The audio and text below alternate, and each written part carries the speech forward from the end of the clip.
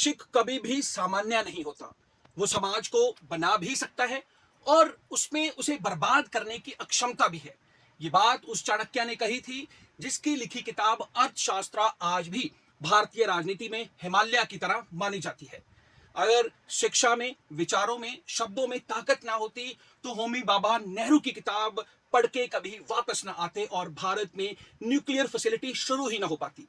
आज हम एक ऐसे ही टीचर की बात करेंगे जो पिछले 25 वर्षों में बहुत सारे युवाओं को सिविल सर्वेंट्स भी बना चुका है और साथ ही साथ उनको अच्छा व्यक्ति बनने की प्रेरणा भी दे रहे हैं।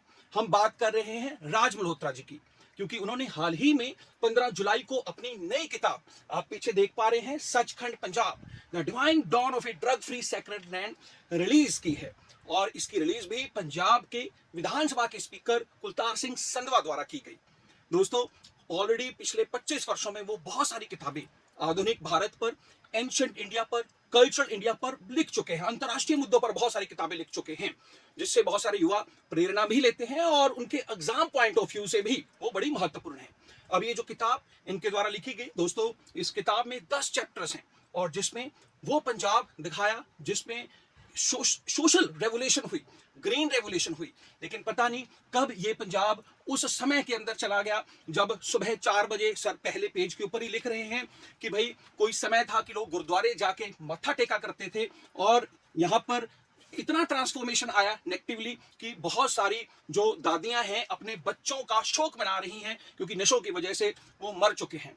इस किताब की सबसे अच्छी बात मुझे ये लगी कि इन 10 चैप्टर्स को जो लिखा गया है, बहुत सारी गुरुबाणी के शब्द इसमें लिखे गए।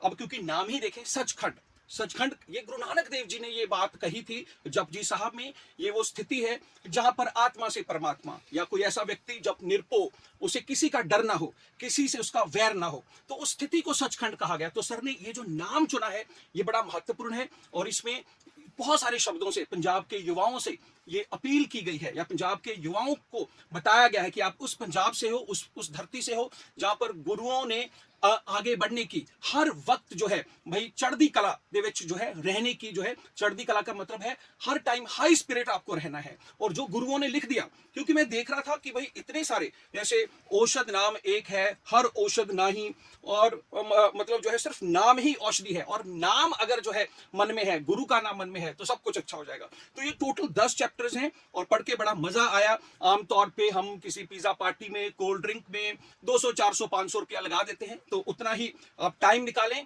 पैसे तो अपने आप ही निकल जाते हैं। इस किताब को जरूर पढ़ें और बहुत मेहनत से लिखी गई। और आप हमें कमेंट्स में भी जरूर बताएं अगर आपने ये किताब पढ़ी और इसका आपका क्या व्यू रहा।